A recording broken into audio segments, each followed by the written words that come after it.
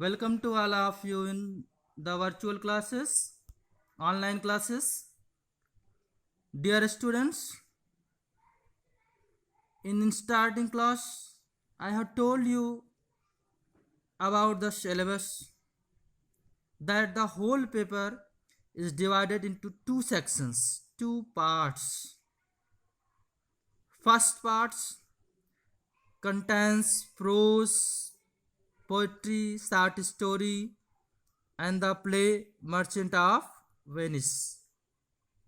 And the second part contains general English.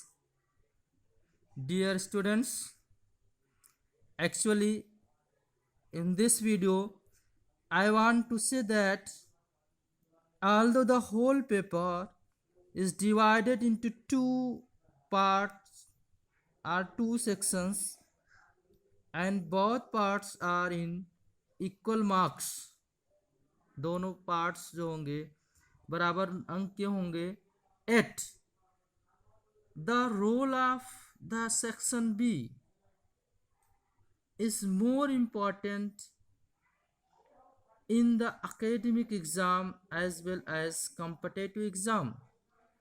कहने का मतलब जो सेक्शन बी है आपका, वो ना केवल आपके बोर्ड एग्जाम में, ना केवल आपके एकेडमिक एग्जाम में महत्वपूर्ण है, बल्कि आफ्टर दैट अगर आप कॉम्पिटिटिव एग्ज़ाम में भी शामिल होते हैं, अपीयर होते हैं, तो वहाँ पर ग्रामर का बहुत रोल होता है.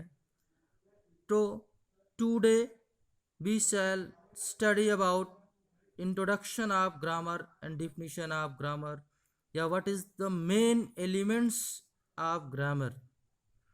Let's see first of all about grammar. Dear students, grammar is the method by which we can learn how to read properly, how to read properly, how to write correctly, how to read properly, how to write correctly, and how to speak fluently. Any language, किसी भी भाषा को शुद्ध शुद्ध पढ़ना, लिखना और बोलना ही व्याकरण कहलाता है. डियर स्टूडेंट्स, भाषा की बात आई तो हम भाषा को भी थोड़ा सा जानेंगे. भाषा क्या होता है? Language is the medium of communication, वार्तालाप का माध्यम.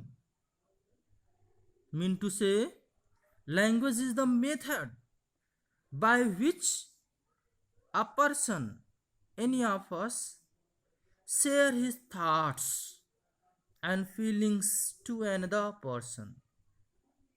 अपनी बात को दूसरे को बताना या दूसरे की बात को जिस माध्यम से हम खुद सुनते हैं, समझते हैं, वही माध्यम क्या कहलाता है? लैंग्वेज कहलाता है. डियर स्टूडेंट्स, लैंग्वेज के टाइप्स की हम बात करेंगे, काइंड्स की बात करेंगे. तो mainly language is of three kinds. Language is of three kinds. कौन कौन सा है? पहला आपका रिटेन लैंग्वेज. क्या है? Written language. नेक्स्ट आपका साइन लैंग्वेज. एंड थर्ड आपका ओरल लैंग्वेज. इसके बारे में डिटेल में हम बाद में देखेंगे. तीन तरह के होते हैं: लिखित भाषा, सांकेतिक भाषा और मौखिक भाषा. अब ये भाषा हम कैसे सीखते हैं, भाषा के लिए सबसे क्या जरूरी है? Next see let's see next steps. Letters. Letters is the smallest sound of any language which cannot be divided into another part. भाषा, किसी भी भाषा की सबसे छोटी ध्वनि जिसको अलग न किया जा सके, जिसको दूसरे पार्ट में बांटा ना जा सके, वही लेटर कहलाता है। Just like in English language A B C D, इस तरह आप जेड तक जाएंगे तो ए को आप अलग नहीं कर सकते हैं। यही आपका क्या कहलाता है, लेटर्स कहलाता है। लेटर्स आपका दो होते हैं, एक कैपिटल होता है और दूसरा स्मॉल होता है। अब ये A B C D Z तक जो एक सीरीज होती है, एक जो श्रृंखला होती है, a systematic table of letters, a systematic tables, एक व्यवस्थित सारणी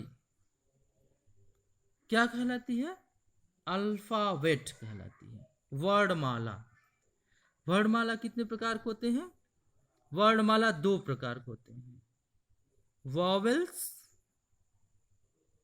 और कॉन्सोनेंट्स।